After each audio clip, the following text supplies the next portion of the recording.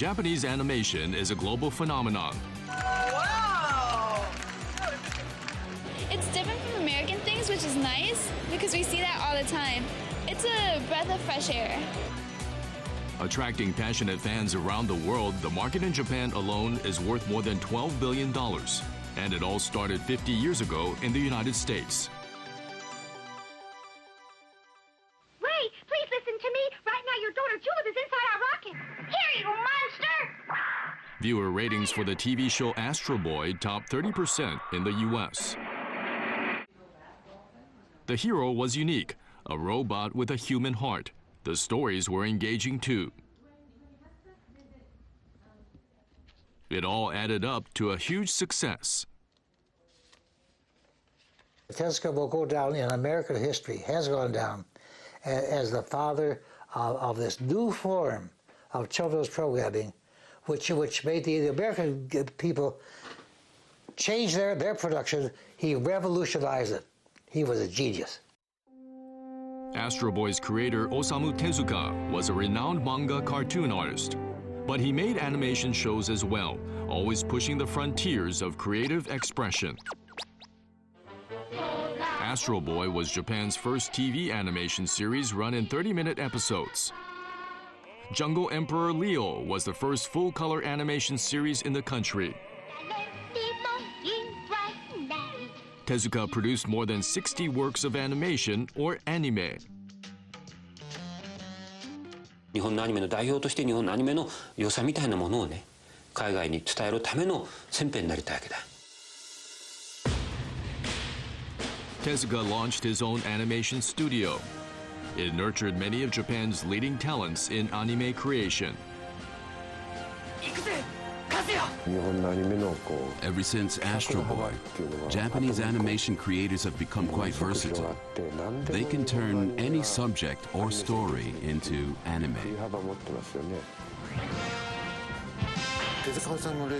No one could work as hard as Osamu Tezuka. In this line of work, we must strive to make something better than his creation. I always kept that in mind while working on a huge robot series.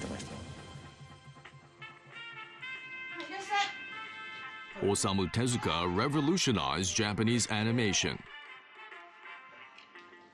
先生、ここのカレーうまいっすね。最高なんだ、ここの。いや、いいとこ見つけましたね。But at first, he faced one hurdle after another. 僕、アニメーションやりますよ。アニメーションなんてやってる暇ないでしょ。お金ものすごいかかるの知らないんですか？僕思ってるんですよ。集めるだけで大変なんだから。できませんよ。いや、できます。僕面白いアニメ必ず作ってみせますよ。Osamu Tezuka explored new possibilities of animation. We'll trace the path of his dreams and struggles.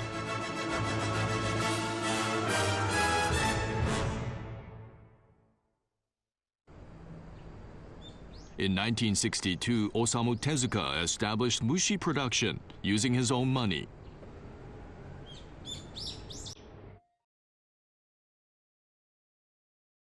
Stored in this building is something very special, the birth of Japanese TV animation. It's a huge collection of film, the entire 193 episodes of Astro Boy. No one had dared to produce an anime TV series with a 30-minute episode every week. What drove Tezuka to take on such a challenge? He first encountered animation as a boy. His father introduced him to the world of Disney using a home projector. With a smile and a song. With a smile and a song. Tezuka was mesmerized by the smooth, fluid movement of the pictures and the rich, mellifluous music. The attraction kept growing even after he became a well-known manga artist after the end of World War II.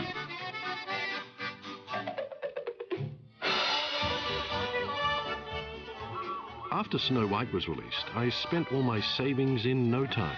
I probably saw it about 50 times. Bambi I watched over 80 times. Once I'd memorized all the scenes, I looked at other people in the audience. Seeing them laugh and cry made me happy as if they were my own audience. In 1958, Tezuka, now a leading manga artist, was presented with the opportunity of a lifetime. Toei Animation was aiming to become the Disney of Asia. Studio officials told Tezuka they wanted to make a movie based on his manga about Son Goku, the Monkey King. Figuring this would be a golden chance to learn about animation, he volunteered to join the production. But Tezuka had never worked on a studio anime before or any project in a team setting. People complained he didn't keep his word and he wasn't cooperative.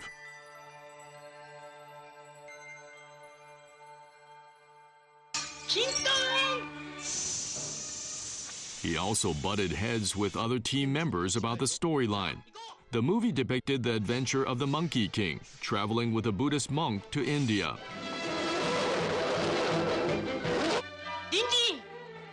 Tezuka wanted to end the last scene with the death of the heroine. But others were strongly against the idea.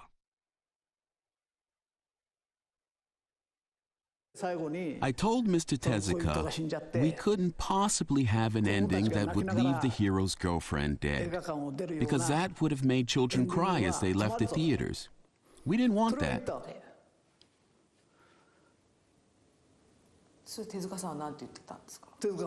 He was disappointed. He said he could have made an animation movie with a hugely tragic ending, something Disney hadn't done before.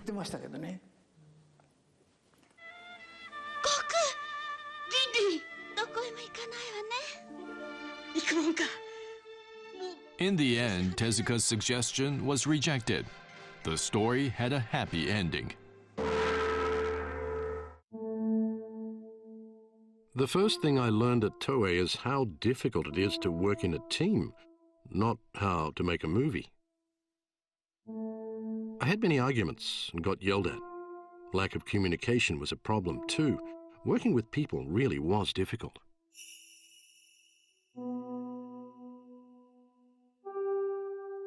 It was all a huge setback for the man dubbed a manga genius. Tezuka made a decision. He was going to create his own animation in his own way.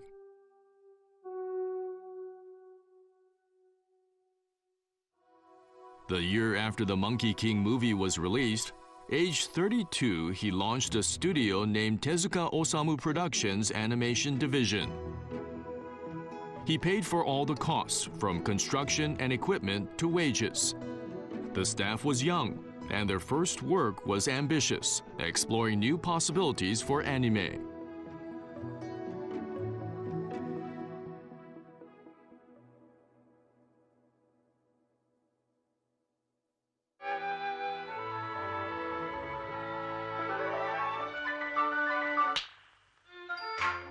The main characters are posters on a street corner. An experimental work based on static objects. This was uniquely Tezuka and a far cry from the Disney animation he so admired. Animation had become something that required a lot of money, time, and manpower. An unreachable art above the clouds, and I didn't like it. I tried to bring it down to earth and turn it into popular art form that all kinds of people could enjoy.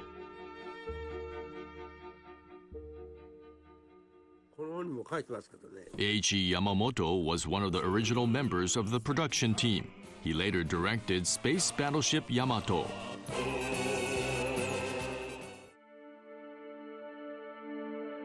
Yamamoto was worried.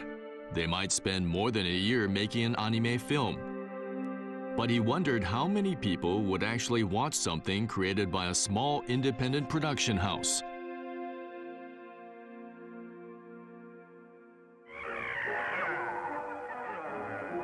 At the time, short TV animation programs from the US, like Popeye the Sailor Man, were all the rage in Japan.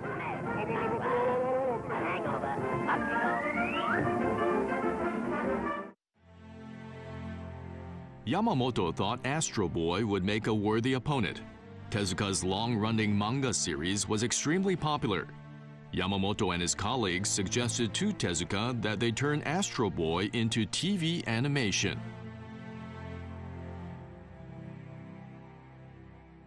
The boss was on the same page. He was excited just imagining how Astro Boy would leap from two-dimensional manga to the TV screen, capturing the hearts of children.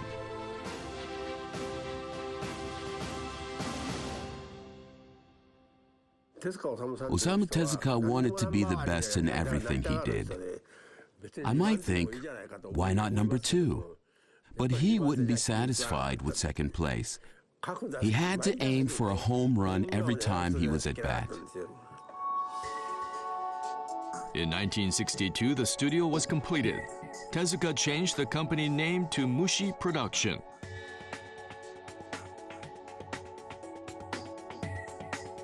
He started making a pilot for Astro Boy, though he didn't know if any TV station would be willing to broadcast it. Back then, no one else was daring enough to try making a 30-minute animation episode every week. But Tezuka had a plan. Gisaburo Sugi had left Toei Animation to work for Mushi Production. On the day he joined the Astro Boy team, there wasn't even a script yet. Tezuka just gave him a pencil-drawn picture with a simple instruction written on it. ぎっちゃん、これよろしく。はい。アトム、驚く。3秒か。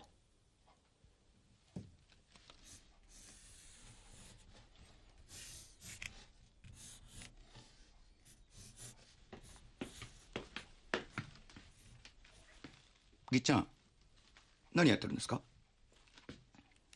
アトムがあっと驚くんですよね。うん。だからこう驚く前の表情が必要だと思うんです。いや、驚く前なんかいらないんです。東映ではそうしてましたけど。いや、いいんです。じゃあ汗でもたらっと流しましょうかね。いや、いいんです。じゃあどこを動かしましょうか。ぎっちゃん、アトムの目だけ動かせばいいんです。目だけパチパチっと2、3回やればそれで十分です。先生、それじゃアニメーションになりません。いやいや、これアニメーションでなくテレビアニメなんです。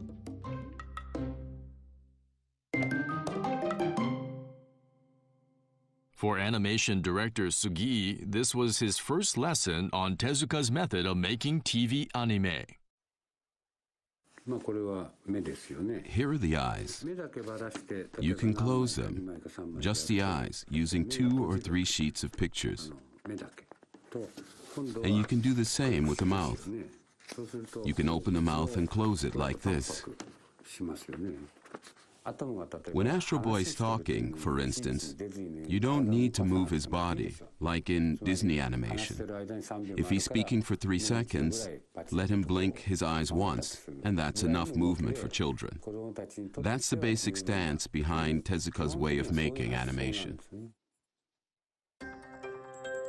The Disney method is called full animation, using 24 pictures per second.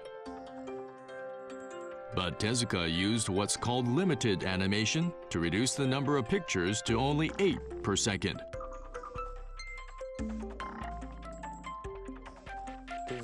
Disney and other studios worldwide figured constant movement of the images was key to creating fun animation works, be it fantasy or adventure stories.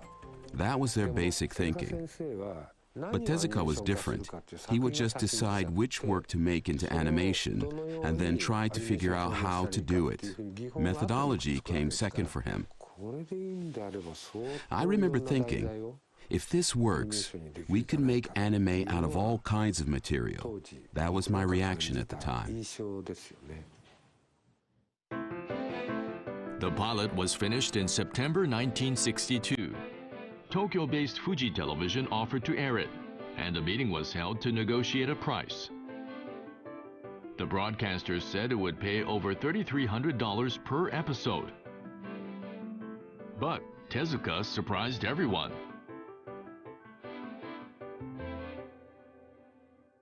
$1,500 per episode would do. Mr. Tezuka went ahead and sold Astro Boy at that price to Fuji Television. No other studio would go that low. It seems he wanted Mushi Production to monopolize the market. Astro Boy was to be aired for 30 minutes every week, but it didn't take long for the production team to realize what they had signed up for. It was much harder than expected to keep up with the schedule, even with the Tezuka method.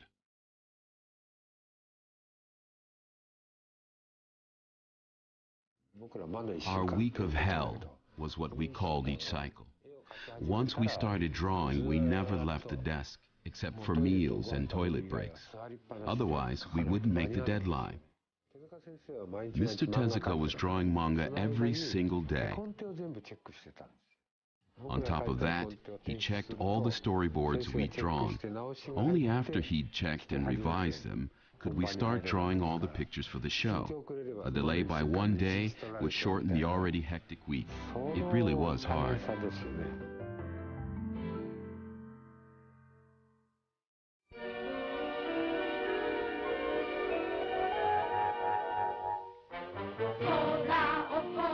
The very first episode of Astro Boy was aired in Japan at 6:15 p.m. on January 1st, 1963.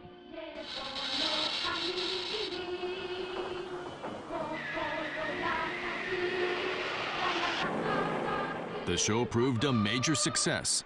Its highest viewer rating topped 40%.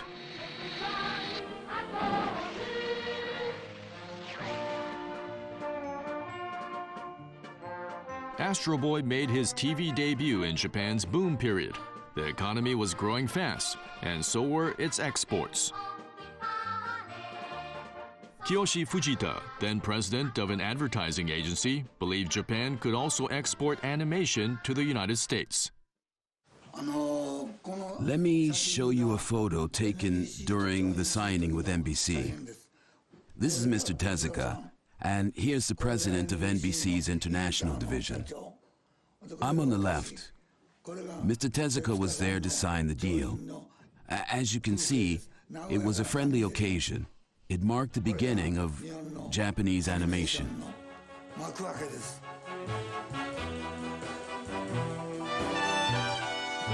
At the time, Fujita was promoting a Japanese singer named I. George, trying to win him a chance to perform at Carnegie Hall in New York. Fujita was also eyeing Astro Boy. I visited Mr. Tezuka and told him I was going to the States for such and such reasons. And I asked him to let me borrow Astro Boy so I could sell it for him. Then he laughed and he said he didn't think anyone would buy it, but he said he liked my passion, and he let me take some film with me. Fujita visited the 3 major U.S. networks and played the Astro Boy film for them. One of them was NBC, and its subsidiary showed interest. NBC contacted Fred Ladd, saying there's an interesting film he might want to see. Ladd produced dubbed versions of foreign animation and was a leader in his field. So they showed it to me, and my training is such that I don't need the soundtrack. I can tell, if I see the picture, I can tell you the plot. I know what it is. So all the adults who said, oh, he's only a boy, what does a boy know? The boy's sometimes smarter than the adult. This robot is very, very intelligent. This is Tezuka's genius. What's going on here? Dr. Elephant! I I know who you men are. Astro Boy was broadcast by 26 TV stations across the U.S. Viewer ratings exceeded 30%. Astro Boy won a huge following of American children. When I said we'd export Astro Boy, many people replied, "You can't sell it so easily.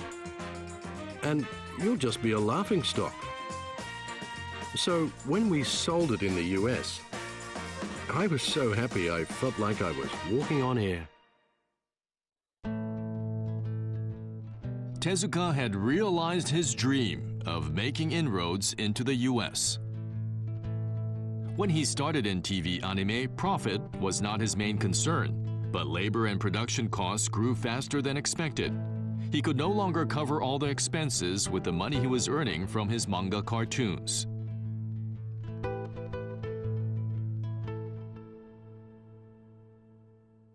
Around this time, companies, impressed by the popularity of the TV series, started showing interest in using Astro Boy for their products.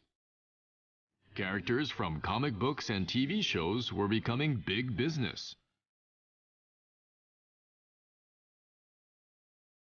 20 manufacturers of snacks, toys, and household goods formed a group named the Astro Boy Society.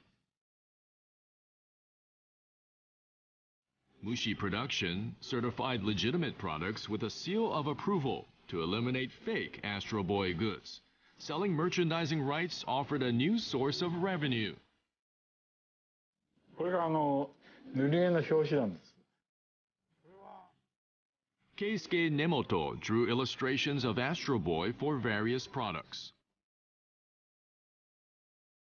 幼稚園の Many children at kindergartens loved carrying Astro Boy items when they went on field trips. Character goods were really selling well. And Astro Boy was definitely a huge seller. Some 100 Astro Boy character goods were sold in 1963 alone, the year the TV series started. Mushi Productions' copyright revenue exceeded $270,000. These new streams of income were beginning to cover a large part of the production costs. Broadcasters and sponsors, realizing the huge commercial potential, started getting into TV anime production.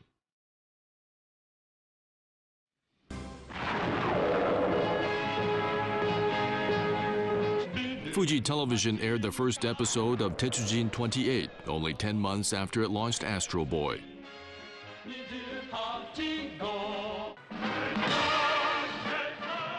And 1 month later, 8-Man debuted on Tokyo Broadcasting System Television, or TBS. These two shows were the work of TCJ, a company that made commercials using animation. Masayasu Sagisu was on the production team. I was told to find more production staff, so I went to major art universities. Securing team members was part of my job. We gathered aspiring manga artists, about 100 of them in a hall, and we got them drawing pictures for production right away, training them on the job. Then we make adjustments to their work if necessary. We just had to do it. We agreed to make the show, so we really had no choice. TV stations approached the established Toei Animation about producing this emerging TV anime. But experienced staff who had been working on full animation didn't want to get involved. They said Tezuka's anime was not animation. Then a younger member volunteered on condition he be allowed to do it his way.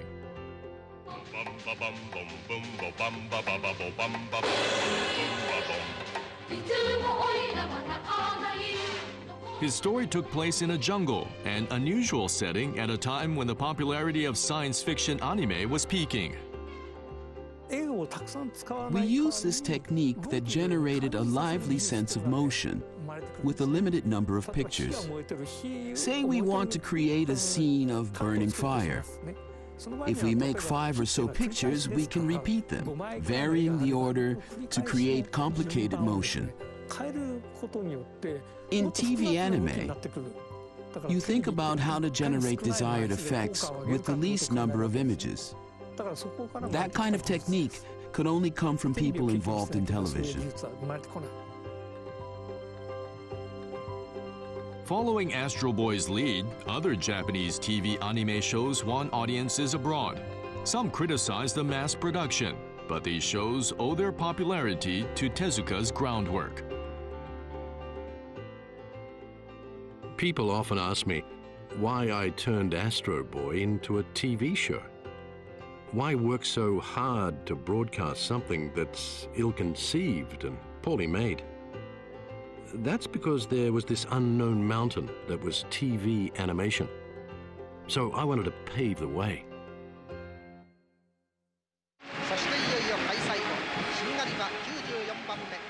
The year after the dawn of Japan's TV animation, Tokyo hosted the country's first Olympic Games. Japan was advancing headlong into the era of color television.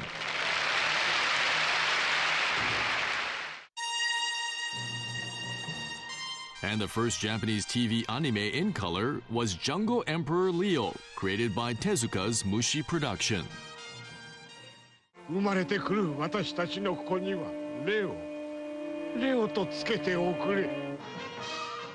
It's set in Africa, the story of a lion family in a struggle against humans.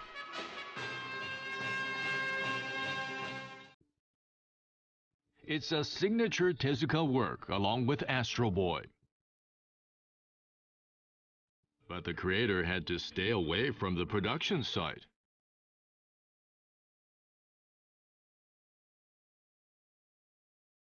He was a stickler for detail, and staff worried they'd fall behind schedule trying to meet his demands. Mushi Production was betting its future on Jungle Emperor Leo.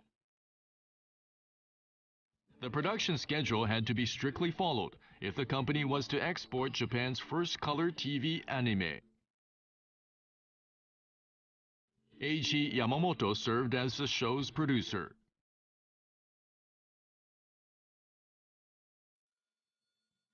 Tezuka resisted the urge to show up at the studio, but after the program went on air, he was often on the phone to Yamamoto.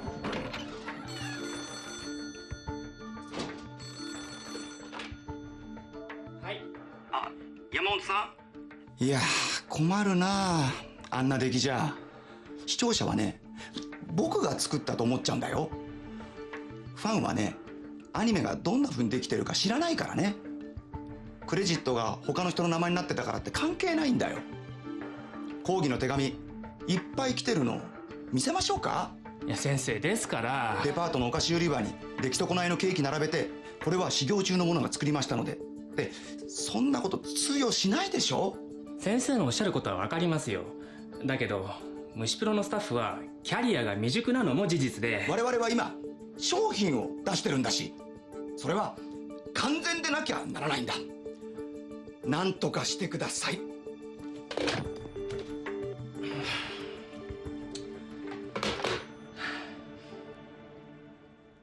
Mr. Tezuka didn't like being excluded.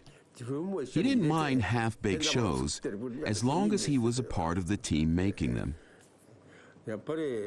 Maybe he felt lonely. But thanks to Tezuka's passion for animation, Jungle Emperor Leo ended up blazing a new trail as well.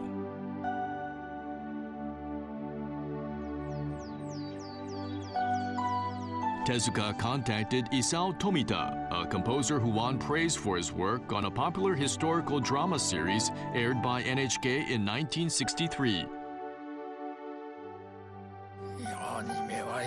I really wanted to write a score for animation. I love Disney movies. The first one, Snow White and the Seven Dwarfs. I saw more than 10 times. There wasn't anything like that in Japan at the time. And the music was wonderful. I was just thinking I wanted to create that kind of music. That's when I got a call from Mr. Tezuka.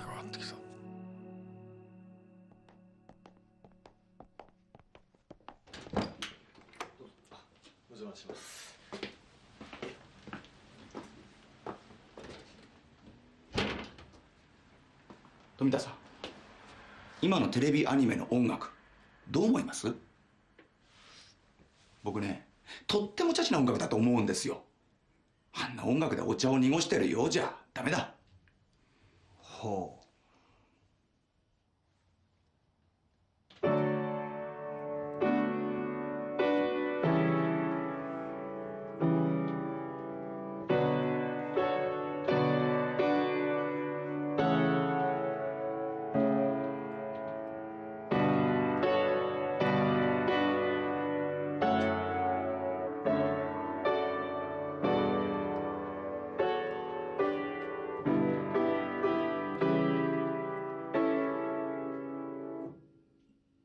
どうですかね、こんな感じは。チャイコフスキーの交響曲ですか。まあなるほど。この人は僕にディズニーみたいなフルオーケストラの曲を作れというのか。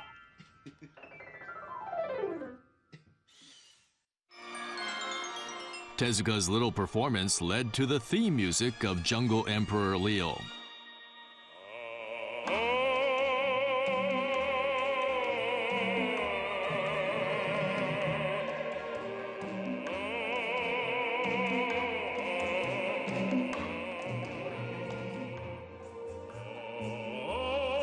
Tomita also composed original music for each week's episode. Working with a 25-member orchestra, he synchronized the sounds perfectly with the movements of the animals and people appearing in the show.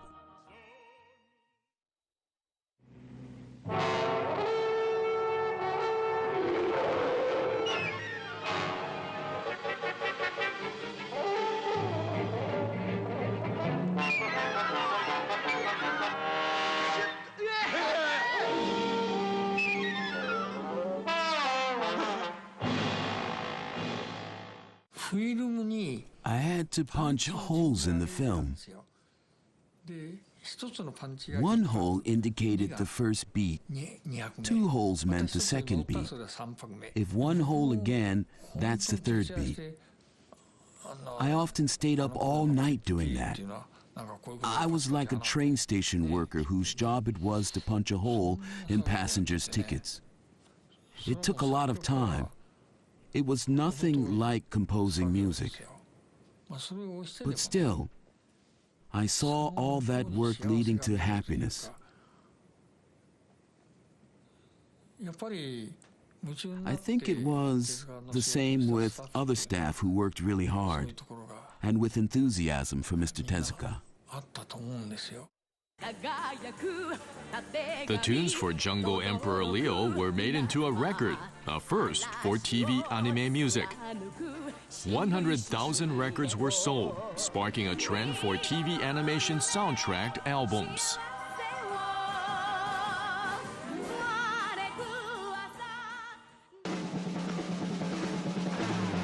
The second half of the 1960s was a time of change, as young people began questioning the values of older generations. Many of them were avid readers of weekly comic magazines, giving rise to a new group of popular manga artists. And some of their works were turned into TV anime series. Mushi Production had done well with anime based on Tezuka's stories, but the firm was starting to lose its luster. Then a proposal came about making animation for adults. Tezuka received the request from Nippon Herald Films in 1967. A distributor of foreign movies, Nippon Herald was aiming to create a feature-length animation film and sell it abroad. advertising manager Masato Hara handled the negotiations with Mushi Production. Other producers may have thought about making film versions of Astro Boy or Princess Knight. But that's not what Herald executives wanted. They knew they wouldn't be able to outdo Toei Animation or Disney. Something new, something different was their thinking. So they decided to ask Mr. Tezuka to create animation for adults. At the time, animation films were all family-oriented, whether they were made by Disney or other studios. None of them targeted grown-ups. The challenge of making the first-ever anime for adults lit a creative fire in Tezuka once again. I want to prove that even adults can appreciate animation's allure and its rich imagery. Yes, I'll try something very erotic.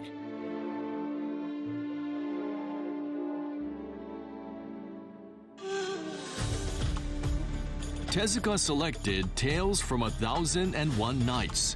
He decided to be direct in depicting people's insatiable desires, from love and sexuality to money and power.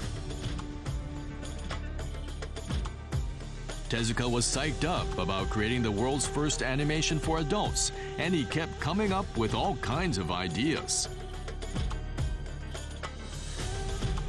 Tezuka drew the storyboard himself. He built up a massive story, paying no regard to what it would involve for production staff.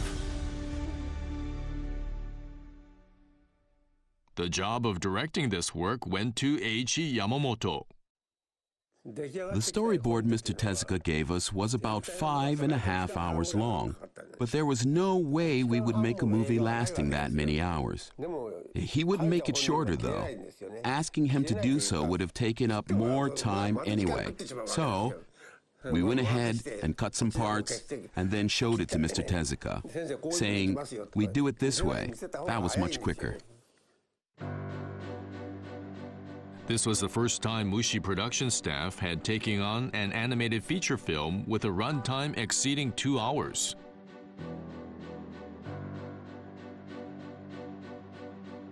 They planned all kinds of innovations, new techniques to combine animation with real-life footage. They also used miniature models.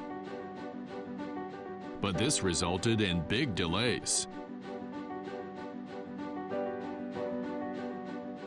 With a media preview 1 month away, the team had completed only 11 minutes of a film that was supposed to be 2 hours long. Around that time, Tezuka sent for producer Atsushi Tomioka.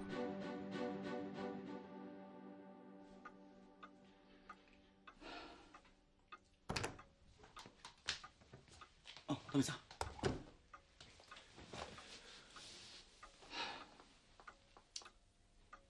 トミさん、ここからは腹を割って話しましょう。でもここで決めたことは男と男の約束ですから。いいですか？はい。ヘラルドがいつできるんだと気にしています。でもこのありさまです。明日僕がヘラルドに行って納品期日を遅らせてもらえるように交渉しようと思いますが、トミさん、いつになったらクランクアップできますか？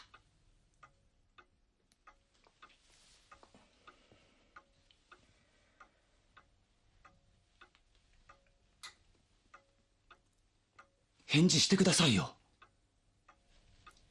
納品期日を半月ほど延ばしてもらって、スタッフを20人ほど私の方に回してもらえればなんとかなると思います。それで本当に大丈夫なんですね？まあなんとか。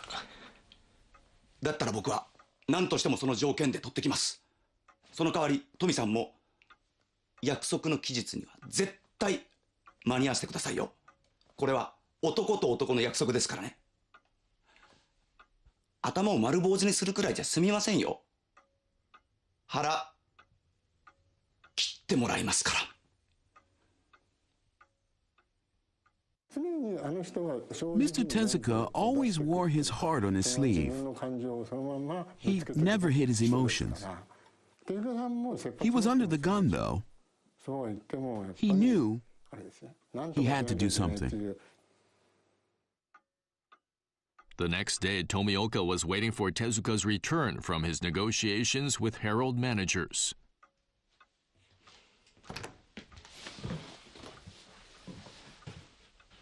トミさん、あれね、やっぱりダメでした。じゃあ、納期はそのまんまなんですか？あとはやるだけです。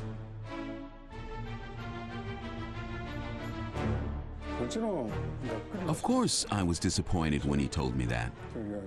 I was shocked, to be honest. But what was most important was that Osamu Tezuka was completely engrossed in making animation. And he wasn't one to feel any burden or feel sorry about breaking his promise. If he had, he wouldn't have been Osamu Tezuka. Tezuka joined the production team. All the studio's 250 employees rushed to finish the project with the help of more than 20 third-party production firms.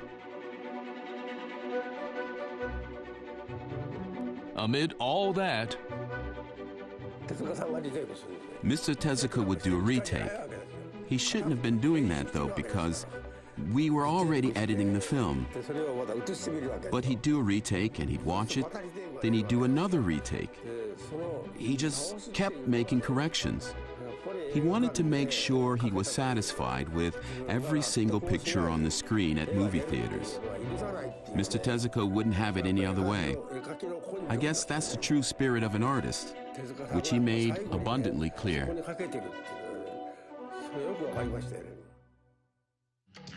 After a year and a half in production, 1001 Nights was released on June 14, 1969.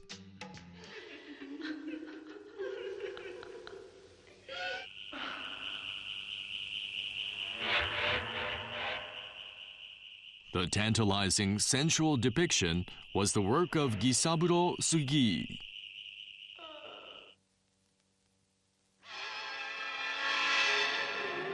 And Tezuka took utmost care with this scene.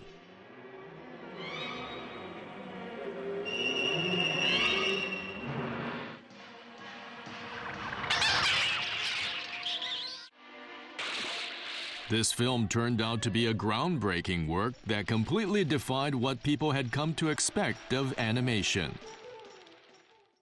One of the biggest theaters in Tokyo was filled to capacity, and Mr. Tezuka was really happy about that. He'd come and watch it whenever he could take a break from his work. Everyone recognized him, of course, and the girl who was working at the entrance would tell him, "Please, come in, Mr. Tezuka."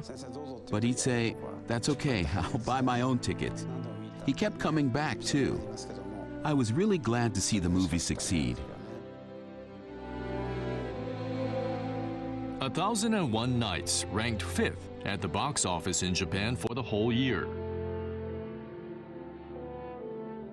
The film earned around $900,000. That was a record amount for an animated feature made in Japan at the time.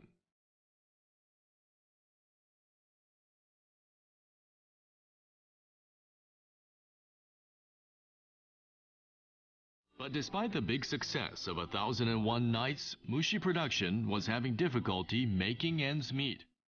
The studio had to support a large number of staff as it tried to survive the increasingly fierce competition in the TV anime industry.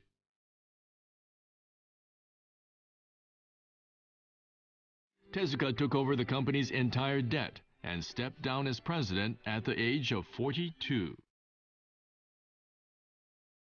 And 2 years later, in 1973, Mushi Production went out of business. Tezuka had spent more than 10 years exploring the possibilities of animation. His efforts helped nurture many artists. Eiichi Yamamoto went on to create Space Battleship Yamato.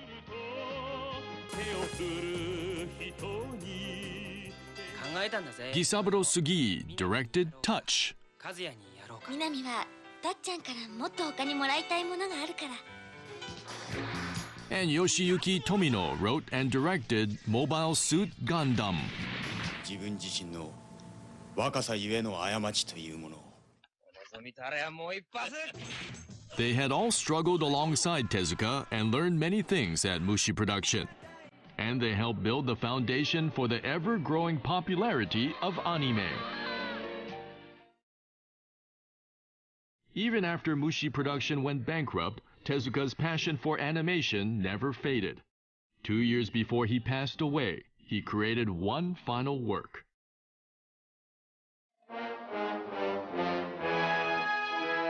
Titled Legend of the Forest, it's the product of the ideas he had accumulated over the previous 10 years.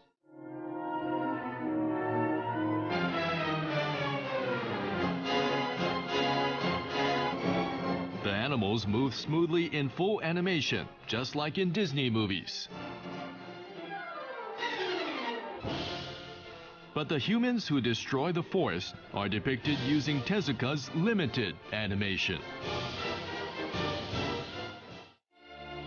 The film ends with a battle scene.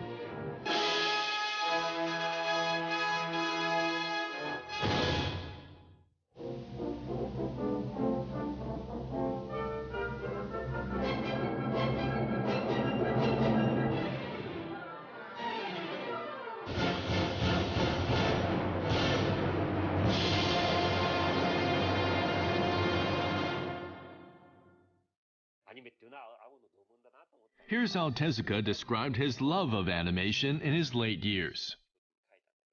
ディズニーに対するのめり込みもあってフルアニメっていうのは素晴らしいもんだという頭がありますからね。実際にそういう虫プロスタイルのアニメーションというものに関しての僕自身の若干の欲不満みたいなのもあるんですけど、しかもそのディズニースタイルというものを僕は支持しながらやっぱりそういう新しいアニメのスタイルの模索みたいなものも支持したいという僕自身の気持ちの総括ですね。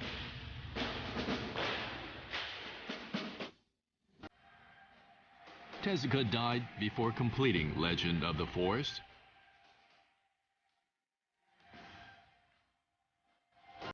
A brilliant artist, his dream was animation, and he kept chasing it to the end. He was never able to fully realize that dream, but it's one that's still alive, passed down by the many creators who continue to follow in his footsteps.